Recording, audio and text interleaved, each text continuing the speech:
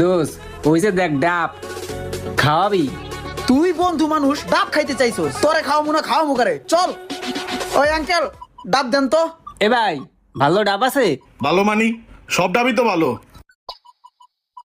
কাকা এই বড়টা এইটা, আর তুই এই বড়টা খা। কাকা এই দুইটা কাইটা দেন।